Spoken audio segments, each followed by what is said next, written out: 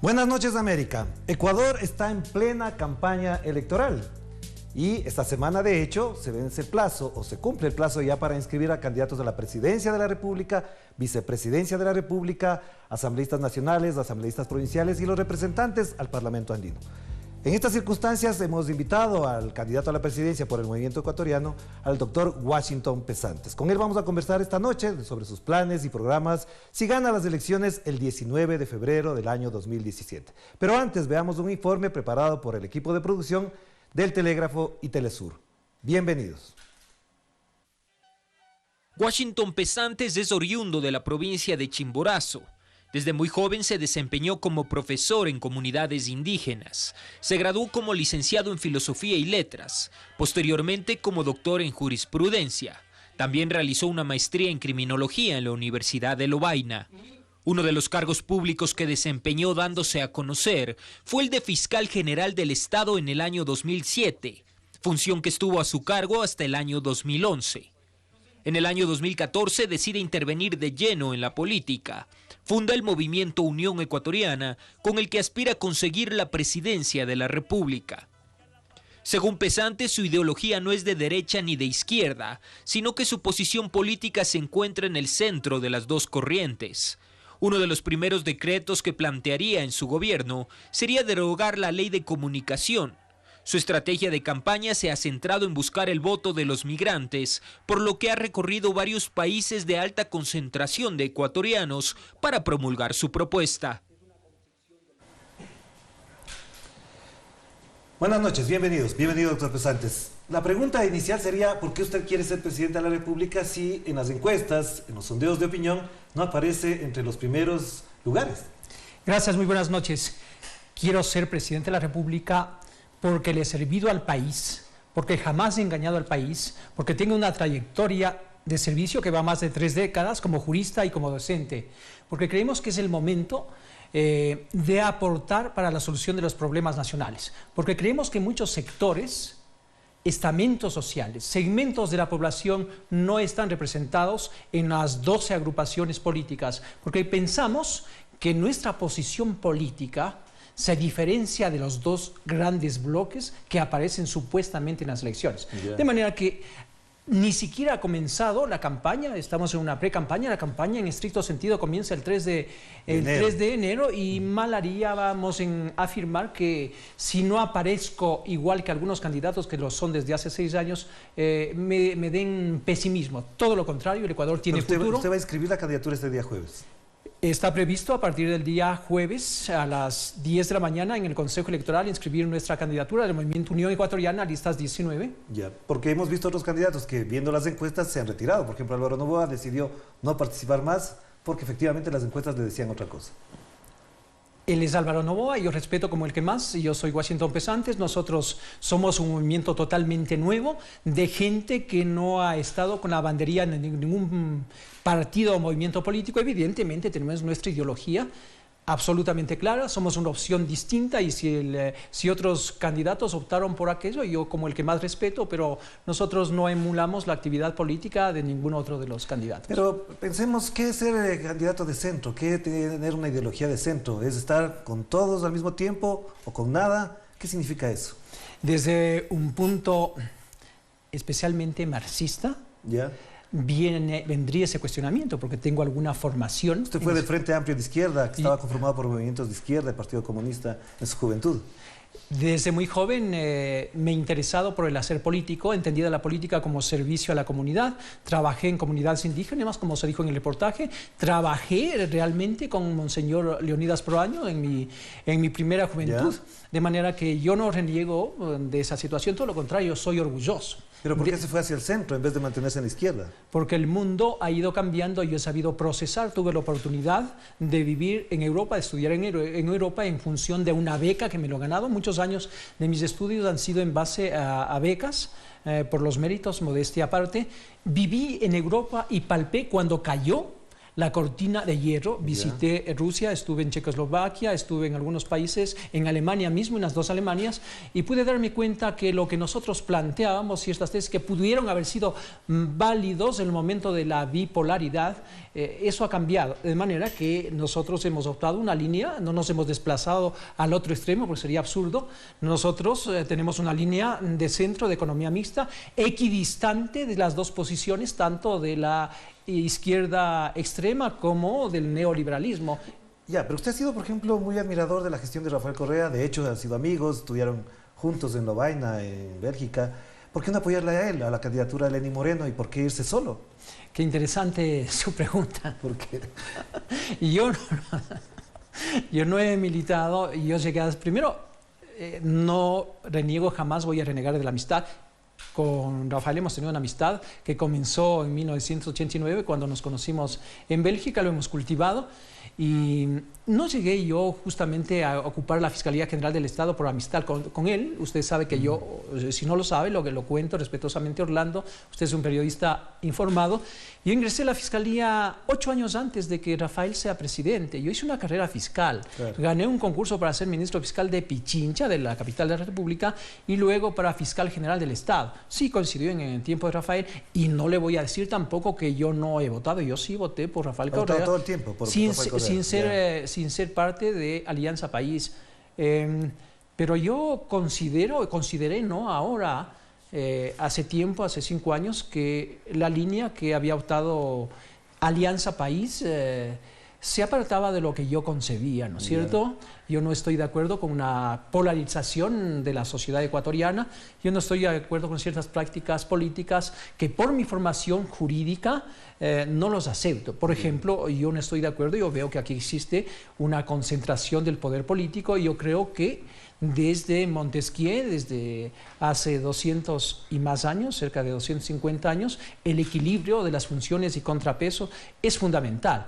Desgraciadamente, yo creo que ahí equivocó el camino Rafael, y aunque desde el punto de vista amistoso yo sigo teniendo el mayor respeto, desde el punto de vista político Tienen las diferencias de caso. Hay diferencias, bueno, vamos a hacer una pausa. Seguimos conversando con el doctor Washington Pesantes, candidato a la presidencia de la República del Ecuador, y volvemos inmediatamente con Enclave Política, aquí por Telesur y el Telégrafo.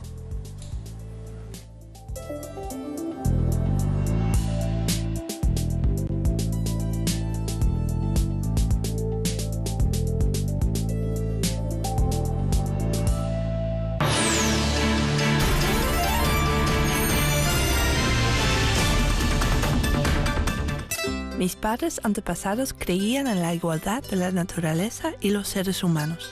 Quiero ser un buen antepasado. El relato de una joven que explora sus raíces en busca del bienestar colectivo y la conservación del medio ambiente. Documentales Telesur presenta en estreno Amigos Radicales. Domingo, solo por Telesur.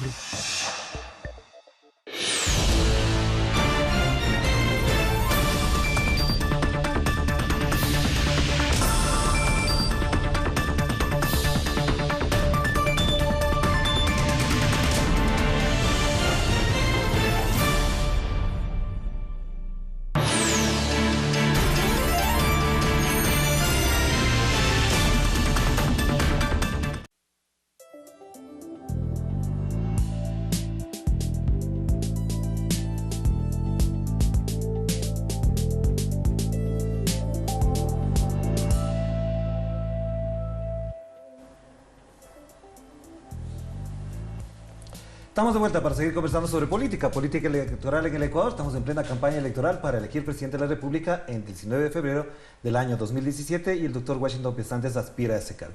Doctor, yo tengo una duda que el otro día que conversábamos en un programa de radio me quedó pendiente. ¿Por qué en el año 2007, cuando usted fue fiscal distrital de Pichincha, no encontró indicios de responsabilidad para iniciar una instrucción fiscal en el caso de Chevron, que ha sido un caso paradigmático, con gran connotación internacional, y no encontró responsabilidad en los funcionarios del gobierno de Yamil Maguad, y por lo tanto esa situación quedó ahí?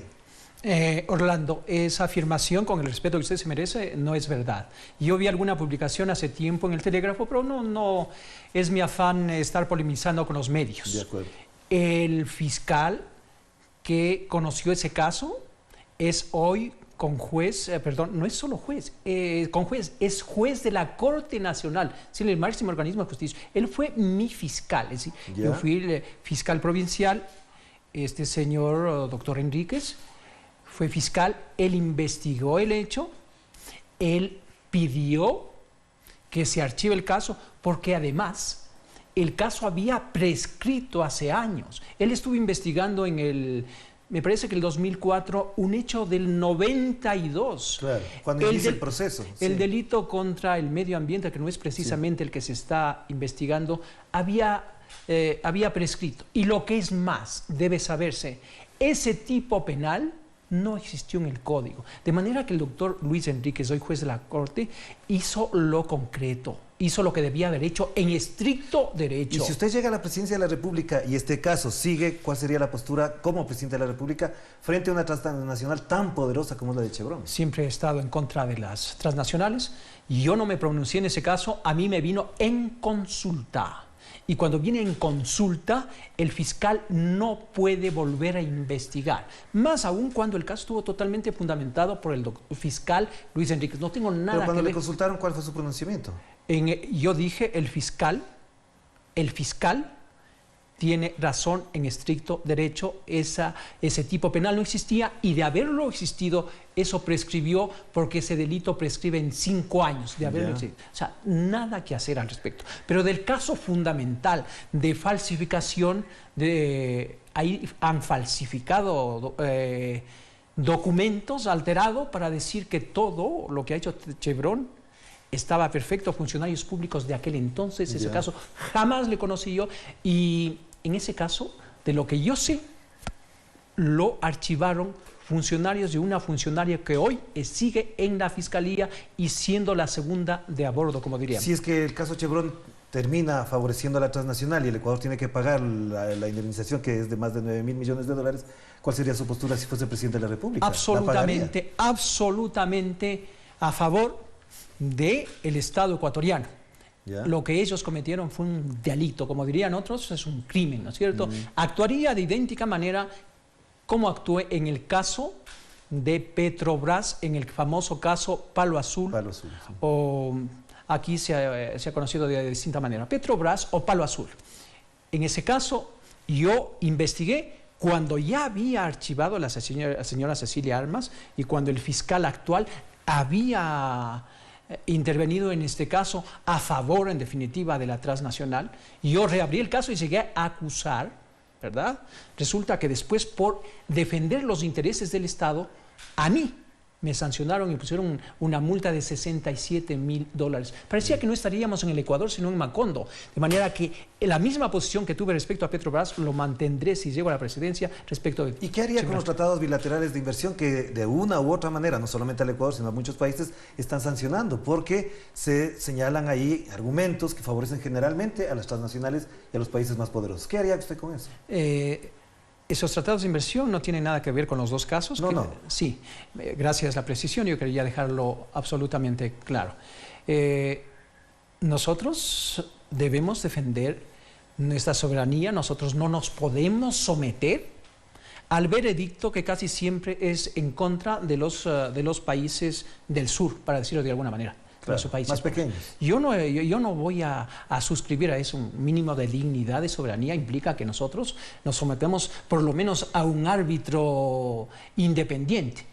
Nosotros lo hemos perdido, en definitiva, he perdido entre comillas todos los casos, lo vamos a seguir perdiendo. En cuanto a eso, absolutamente claro, una jurisdicción que sea neutral y que se respete. ¿Y usted también está de acuerdo con el pacto ético que ha propuesto el presidente Rafael Correa a modo de consulta para el 19 de febrero del 2007, donde se plantea a los ecuatorianos que no sean funcionarios públicos aquellas personas que tengan dinero, cuentas, firmas en paraísos fiscales? Yo, todo lo que es ético, todo lo que es moral, lo suscribo y lo respaldo. En cuanto a su eficacia, hay muchas dudas. Y más aún, yo creo que algunos funcionarios, que no el presidente, ponen en duda la validez de ese pacto ético. ¿Sí? Porque hay algunos funcionarios del gobierno que desgraciadamente constan en los papeles de Panamá. De manera que yo no dudo de la palabra del presidente de la República y no tengo por qué oponerme a un pacto ético. La ética debe ser un eje transversal en su vida pública, en su vida privada inclusive. Y cuando fue fiscal, ¿usted encontró indicios de personas que tenían, por ejemplo, ese tipo de transacciones, dineros, lavado que ha habido en este país y que se han ido a parar en paraísos fiscales? Yo no he conocido, no se han judicializado, no se han denunciado casos cuando yo fui fiscal respecto de dinero en paraísos fiscales. Pero además, desde el punto de vista estrictamente jurídico, el depositar dinero en paraísos fiscales por sí mismo no es delito. No es del delito, es un asunto de, si usted quiere, de falta de patriotismo. Al menos si alguien quiere dirigir los destinos de este país, debe comenzar dando ejemplo. Eso es indiscutible. O sea, si usted gana, sus funcionarios, sus ministros deberían no tener nada en paraísos fiscales. Obviamente no posible, y peor aún, si ese dinero es de origen ilícito. Claro. Porque desgraciadamente los paraísos fiscales están un poco direccionados hacia eso, a darles una cobertura legal o pseudo legal a dineros ilícitos de organizaciones delictivas que muchas veces han sacado dineros del Estado, dinero de los ciudadanos. Que debían haber respondido por impuestos, pero por ejemplo aquí tenemos un candidato a la presidencia, Guillermo Lasso, y un alcalde de Guayaquil, Jaime Nebot, que tienen firmas, tienen cuentas en paraísos fiscales. Tiene un banco el señor Guillermo Lasso. Hemos llegado a tener conocimiento, los ecuatorianos, que el señor Lasso tiene dinero fuera. Él ha dicho que ese dinero es lícito, y yo desde el punto de vista patriótico me distancio de esa posición, pero cada uno es dueño de tomar. ¿No es ético eso o sí? La ética y la moral son generales o son individuales. Para mí la moral es individual, la ética es la moral social, ¿no es cierto? Desde mi punto de vista muy personal, eso no es ético, más aún cuando usted quiere dar ejemplo. El presidente debe ser un paradigma, ¿no es cierto? Una especie de crisol. Y yo, pues respetuosamente, me distancio, yo estoy en contra de esa actitud. Y si llega a ser presidente de la República, usted también ha planteado que reformaría la situación de la justicia actual, porque parecería que no está funcionando adecuadamente la justicia actual en el Ecuador. Una cosa es pretender destruir todo lo que se ha construido, porque hay cosas valiosas. Yo no soy de aquellos refundadores que quieren hacer el Estado cada 4 años. ¿No? Yo creo que el Estado debe tener un proyecto a corto, mediano y largo plazo. Hay que tener la racionalidad para tomar las cosas positivas. Y yo creo que en materia de justicia hay mucho que enmendar. Hay que tomar ciertas cosas. Por ejemplo, creo que se ha avanzado en tecnología, en infraestructura, pero pienso que la justicia adolece de muchas falencias. Yo pienso que los jueces no han sido justos en el momento de aplicar un principio elemental de proporcionalidad en la sanción de delitos. ¿Pero eso cómo lo va a hacer? ¿A través de una consulta, de vía legal, reformas? ¿Cómo se lo va a hacer? En el caso particular de reforma de leyes, a través de la única vía es la Asamblea Nacional. Si hablamos de cambios constitucionales, pues entonces el camino idóneo es aquel que establece el 444 de la Constitución aprobada en Montecristi, que establece que toda constituyente, que todo cambio constitucional, una asamblea constituyente debe partir de una consulta popular. Señores ecuatorianos quieren que se dicte una nueva constitución, entonces hay que consultarle al pueblo, ¿no es cierto? Depende la categoría de las normas jurídicas. Pero usted para eso necesitaría, por ejemplo, también una mayoría en la asamblea que le respalden todos los planteamientos. ¿Va a lograr, puede tener una mayoría en la asamblea? Eso es lo que nosotros aspiramos. De lo contrario, si no lo tuviera, lo que yo pienso que es importante buscar consensos. Nosotros debemos mirarnos como ecuatorianos, solucionar los problemas fundamentales, llegar a acuerdos. Yo pienso que democracia, evidentemente es mi convicción, si bien es el gobierno de la mayoría, es también el respeto de las minorías, de modo que yo soy un partidario siempre del diálogo. Y también creo que en eso este gobierno ha sido poco, si cabe, eficaz. No sé, no ha tenido esa vocación más aún de eso. Bueno, vamos a hablar entonces de los problemas fundamentales del país. En el siguiente segmento vamos al corte, volveremos para seguir conversando en Enclave Política con el doctor Washington Pesantes, candidato a la presidencia de la República del Ecuador. Vamos a la pausa.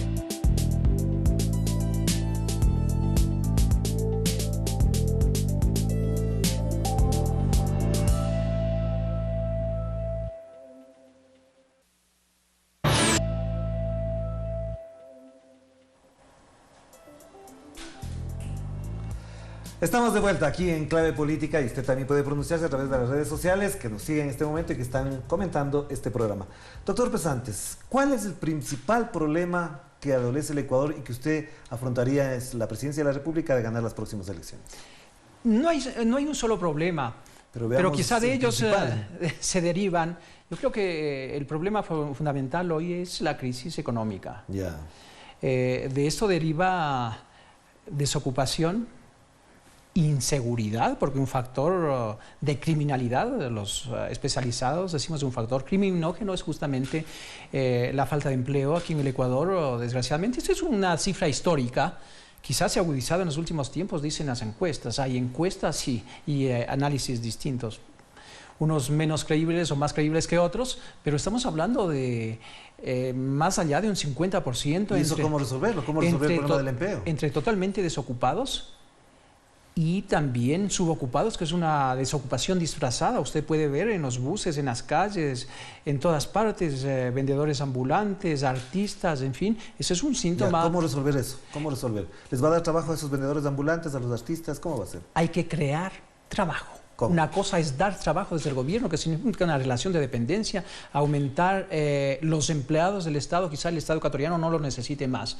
Hay que crear empresa, pequeños productores, agricultores, es decir, aquella gente que está en el agro, que está en el campo, que está en la ciudad, que tiene posibilidades de crear empresa. De manera que artesanos, etcétera, a esos hay que darle asistencia del Estado, no necesariamente siempre al ser económica, asistencia técnica al agricultor. Y en eso soy consecuente con lo que nosotros planteamos, la tercera vía equidistante del neoliberalismo, del neosocialismo. Nosotros creemos en un sistema de economía mixta, yo sí creo en la inversión extranjera, tampoco sin beneficio de inventario, porque usted, como yo conozco... ¿Aceptaría la inversión china? Por ejemplo, el día de mañana llega el presidente chino, es el primer país que visita de América del Sur en esta gira, y él tiene una inversión fuerte, pero hay sectores que critican que la inversión china esté presente aquí en el Ecuador. Si la inversión viene de Marte y es beneficiosa para el país y los intereses son adecuados, pues entonces yo no tengo ningún problema. En ese tema parece que no entran asuntos de carácter ideológico.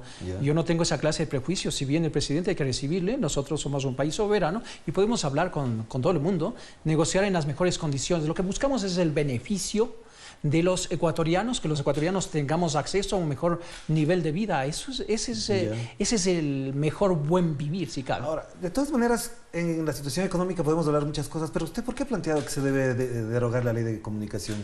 Si es una ley que ha garantizado derechos laborales a camarógrafos, fotógrafos, sonidistas, ¿por qué eliminar una ley de esa naturaleza? ¿Qué impide el desarrollo de la comunicación, una ley de ese tipo? Yo considero, no ha sido un planteamiento terminante y tajante. Y yo me he limitado a decir alguna vez ante un requerimiento de un periodista, y de ahí se toma un extracto. Yo lo que he dicho es esto, que la mejor forma de evitar que algunos periodistas, realmente periodistas y otros entre comillas, atenten contra el honor, que ese es el límite, y el buen nombre de las personas es un autocontrol, ¿no es cierto? Y he dicho también que es preferible que no haya una normatividad jurídica a crear un censor, una especie de Torquemada de la comunicación que diga qué debe publicar y qué no debe publicar. Usted estará de acuerdo en eso. Respecto a la ley de comunicación, en el caso de que nosotros seríamos poder, hay que analizarlo porque hay... Se le haría algunas reformas. Hay algunas cosas importantes y hay otras que ameritan pues analizar, como en el caso que yo le estoy anotando. Yo no estoy de acuerdo que haya más de 200 sanciones, porque después puede venir otro régimen de otro signo. Y nos puede sancionar a todos nosotros igual acá. A los que defienden el otro punto de vista, y yo creo que eso no es democrático. Es un equilibrio justo que compadece. ¿Usted apoyaría el matrimonio de las personas del mismo sexo? Que es una demanda de los grupos LGBTI en el Ecuador. Esos temas ameritan una consulta a la población. Lo haría a través de una consulta. Yo creo que se ha avanzado, que es importante, hay que destacarlo. en este periodo constitucional que se ha logrado el reconocimiento que le da iguales derechos, reconocimiento civil, es decir, la unión de hecho. Claro. A dos personas del mismo sector. Y eso es un aspecto importante. En adelante habría que consultar con los distintos sectores sociales. Yo soy absolutamente tolerante, tuve la oportunidad. Yeah. Inclusive la tolerancia ya está superada. Yo he vivido en sociedades donde son totalmente permisivas, es un derecho humano. Como usted tiene una opción política, religiosa, puede tener una opción sexual y eso evidentemente nosotros respetamos. Ya, en la segunda vuelta, si usted no pasara a la segunda vuelta y estuviera Lenín Moreno con Guillermo Lasso, Cintia Viterio, Paco Moncayo, ¿a quién apoyaría usted? A Washington Pesantes. Ya, pero si no estuviese, ¿a quién apoyaría? Ese tema no me he puesto a pensar ahora. Y consecuente con lo que he realizado desde hace 30 años que comencé a votar, desde que yo milité en las ideas de izquierda, de las cuales no me he apegado. Pero ahora es de centro. Si izquierda es defender la justicia social, los derechos humanos, sigo siendo de izquierda. Entonces apoyaría a un candidato de izquierda. Algunos han devaluado la concepción de izquierda, entonces yo votaría por el mal menor. Yo creo que lo mejor es votar por la oposición, la tercera vía, que es Unión Ecuatoriana. De no ser así, yo votaría por el mal menor. Hay que ver cuál es el mal menor en su momento. Bueno, a esta altura del programa, evidentemente ya nuestra audiencia conoce a nuestro invitado, le enseñamos, le mostramos, le exhibimos un objeto y esperamos que nuestro invitado reflexione sobre él. ¿Qué le dice esto? ¿Qué le dice Eloy Alfaro? La única revolución ecuatoriana que merece llamarse tal. Es decir, cuando él pasó de un sistema feudal a un sistema liberal y laicismo en la educación, una serie de aspectos, infraestructura inclusive, es el viejo luchador. Me dice cambio, me dice revolución, me dice un paradigma para los ecuatorianos. ¿Y qué le dice cómo lo asesinaron los grupos oligárquicos de este país? ¿Quiénes financiaron las luchas libertarias, como en Gatazo y otras que ganó el viejo luchador? Lo desfinanciaron políticamente. Lo asesinaron los grupos reaccionarios, la derecha más recalcitrante de esa época. ¿Y esa derecha en quién se personifica ahora? Dígalo, dígalo. No quiero entrar. Pienso que hay ciertas semejanzas, pero no creo que se reproduzcan un siglo después lo que aconteció en aquel entonces. Estamos hablando de 1900. Mira usted, él eliminó la pena de muerte. Yo soy un jurista. Claro. Para hablar de derecho, Eloy Alfaro eliminó la pena de muerte. Desde la expedición del Código Penal en 1906 ya no hay pena de muerte. Estamos hablando de hace 120 años. Ha sido interesante escuchar su reflexión sobre esto. Le queremos agradecer muchísimo, doctor Pesantes. ¿Y qué otra cosa tiene en su funda? Ahí nomás. Muchísimas gracias, doctor Pesantes. Muy amable por estar con nosotros. Ustedes tienen aquí la exposición, los planteamientos, el pensamiento del doctor Washington Pesantes. El próximo martes volveremos para seguir hablando de política aquí, en Enclave Política, una producción del Telégrafo y Telesur. Que la pasen bien. Hasta luego. Que pasen bien. Gracias. Muy amable. Interesante.